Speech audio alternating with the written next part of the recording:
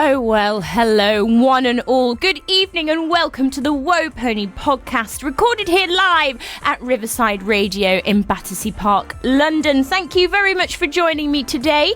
It is indeed Grace Clark, and I shall be with you, if you're listening on the radio, until 8 p.m. today. And if you're listening on the podcast, I can be with you forever. How are we? Are we all well? I'm doing not so bad, thank you very much, apart from crippling back pain. But, you know, we live through these things. We move, just not very well. Today, our topic of the week is Groomzillas. I think we're just going to go straight into these stories because I'm so excited that I can't wait. And then we'll have one song before the half-past adverts, I think, if we have time. If we have time! We're already short for time today. It's already 7:15, would you believe? So let's go!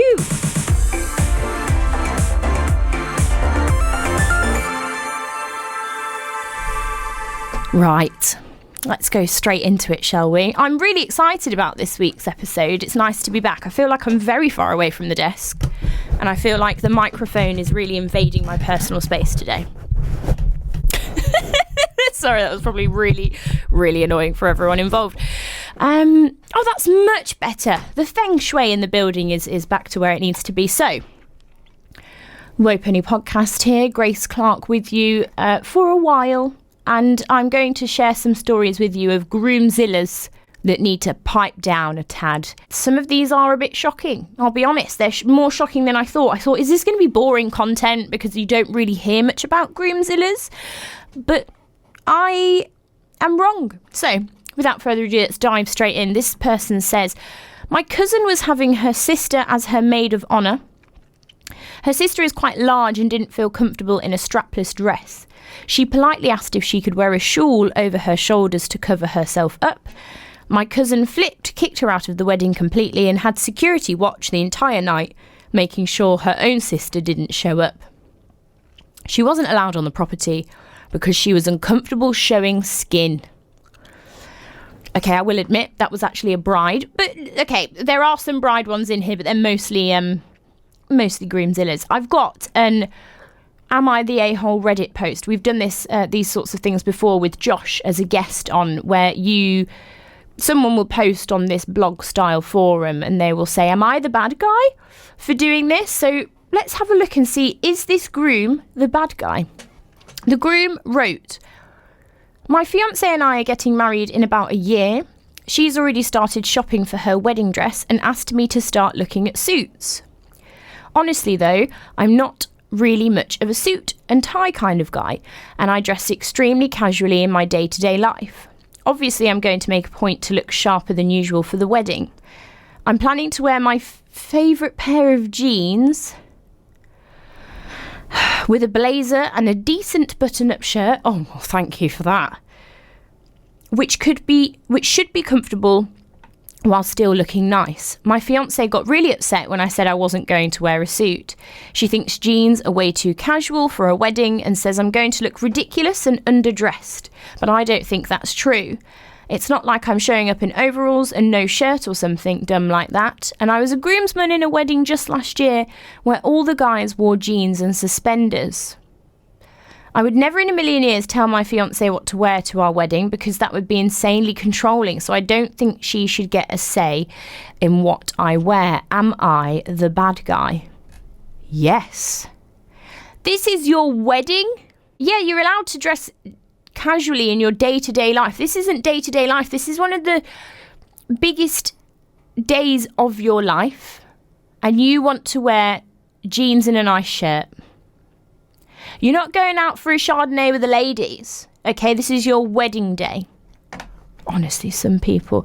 Am I the bad guy? Obviously. Okay. Let's move on to the next one. This person said, I was the guest at a wedding a few years ago in which the ceremony and reception were held at two different venues. The groom did not attend the wedding reception. Instead, he dropped off the bride at the hotel where the reception was being held and drove off. He let her attend the reception alone. She sat at the table alone. There was no first dance. I guess the groom told one of his family members that he didn't like what was being served at the reception, so he decided not to attend. It was very awkward, to say the least.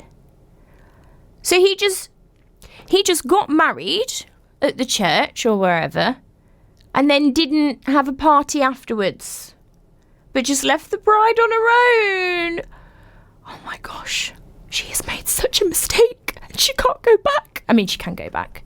That is terrible. He must have been like that before they got married though. Red flags there, really red flags that need to be addressed. The next one says, the last wedding I attended had a total groomzilla. Cracking. You could tell he was on edge the entire day, but he totally lost it during his best man's speech. He didn't like what the guy was saying. The best man was making some pretty tame jokes about the couple. So he grabbed the mic and proceeded to give his own spur-of-the-moment speech about how none of them could possibly appreciate all the time and money that went into the wedding, and of all the people who were laughing inappropriately at the toast while they were drinking the booze he paid for could go to hell. Oh my gosh. Sounds like he had a bit too much to drink. He sounds very stressed. Very stressed indeed. Wouldn't you want everyone to enjoy yourself? Maybe he feels like he's made a mistake and now he's panicking. That's what it sounds like. Okay, here I've got this is from a news article, which is about a groom that took over the planning of the wedding completely. Let's dive right in. It says, Nathan and I got engaged in 2016 after just a year together. From day one, he told me he wanted to be totally involved in the wedding planning. At first, I thought it was great that he wanted to help, but as soon as we set a wedding date for September 2018, it became full on. Nathan became the king of spreadsheets. Every time I looked round, he was hunched over the computer, adding things to them. He had strong opinions on everything and decided on emerald green as our colour scheme. Nice. I was happy with any colour. When I found out he had told all of our guests that they couldn't wear green to the wedding, I couldn't believe how seriously he was taking it. He was obsessed with the photos looking amazing and wanted only the bridal party to be in green. He interviewed photographers to find the best one. I didn't get any say over the first dance song and he wouldn't tell me what it was. What? Your first dance and you didn't get a say in it? I had to wait to find out on the night that it was The Killer's Mr. Brightside. You're joking. That's the song that everyone in the pub knows all the lyrics to when it comes on and everyone flocks to the dance floor, sings it, sings their heart out and then goes back. It's not a first dance song. I would say the lyrics are quite inappropriate for that to be a first dance song, but you know, each to their own. I told Nathan before that if we were ever married, I wanted to be a size 10, and he made it his job to help.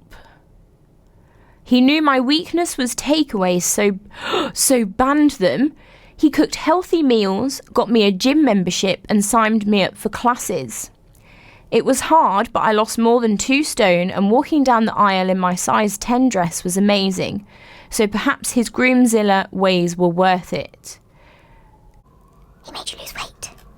It's a fine line, really. He helped you to lose weight, which I guess is, you know, you said you wanted to be in a dream dress and you wanted to be a size 10, but it sounds very controlling. The groom then went on to comment and said, I figured that if we were spending so much on a wedding, it needed to be perfect for both of us. Katie moaned about my eating plan, but on the day, it was her dream come true to be a size 10. Men shouldn't be afraid to be super grooms, which is another way of saying groomzillas. I told Katie to run everything past me, as there's no point having 2 people in charge of one spreadsheet. I banned her, just want to highlight that word, from having a say in designing the wedding rings and the jewellery she had on the day, as I had a vision of what would look best. I'm a foodie, so insisted on choosing the menu and went to 10 tastings. So you weren't on a diet then. The shade of it all. If the menus weren't right, I made samples to inspire the chef. Oh my God. I mean, you know, the bottom line is... Oh, how dare you? No, they don't have to work here. Check. How dare you? It worked as the guests loved the food. Okay. This is all a big red flag for me. It's not the sort of person I would want to marry, I'm afraid. Banned. I banned her from having a say in designing the wedding rings. She wasn't allowed to choose the song for their first dance. He made her lose weight. Okay. Let's move on before I have too long to ponder on that one. Before I start getting abusive. Next one's short and sweet. It says, friend is a photographer, does weddings. Got punched in the face by the groom because the groom decided that the photographer was taking too many photos of the bride. No one's allowed to do their job nowadays, are they? He went, you're a job's worth. I had one horrific couple that didn't care about anyone. The groom was 30 minutes late for the ceremony, but it was no big deal because the bride was 2 hours late. After the ceremony, we had to shorten cocktails to make up for lost time. The couple got wasted in their limo, and both ended up falling asleep. They were both so late for their own reception that I had the venue serve dinner without them. Their parents were furious. The bride's parents left early and the couple didn't arrive until 11 at night? What were they doing? Oh, okay, well... Till 11 at night. Half of their guests left before they arrived and they yelled at me for allowing dinner to start before their arrival. This was a 400 guest wedding. 400 people? I don't think I've even walked past 400 people before in my whole entire lifespan. 400 people! Oh, she's a friend of the groom and the cousin's auntie and uncle, blah, blah, blah. That is dreadful. 11:30 at night. Okay, what were you doing? Next one. This one definitely tops our list. This person wrote, a fellow wedding planner told us that she had the most shocking encounter with a groom once. She and the couple went to the bridal boutique to pick out the bride's wedding dress. The groom insisted on going along.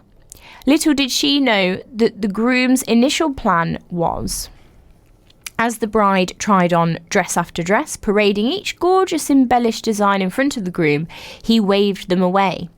Not easily impressed, it seemed. He just disagreed with every dress the bride got excited about. Eventually, our dear wedding planner friend couldn't keep quiet any longer. She thought it well to defend the bride. So the conversation started, excuse me, but why did you come along in the first place, only to disagree with everything your future wife likes? Startled, he answered politely, I don't want to be embarrassed if my bride wears an ugly dress while walking down the aisle. Obviously, the wedding planner fired her clients on the spot. I didn't know you could do that. Fire your clients. So he, for a start, went along to see the wedding dress, which is bad juju, and then said, I don't want to be embarrassed. This says, the groom sort of made his bride disappear into the background while he planned the whole wedding. And to top it all off, he was so possessive over her that she wasn't allowed to have the bridal shower or bachelorette party. He thought it was unfair that she got extra parties like that and a wedding. When all he got was a silly bachelor's party, which he went to further down the line. The decor was hand-selected by him, as were the flowers and linen. He chose the bride's dress, his suit, the bridesmaid's dress, as well as the mother of the bride's and mother of the groom's outfits. The groom also chose the venue and all the suppliers and vendors. He organised the entertainment and music according to his own tastes. He even designed the cake.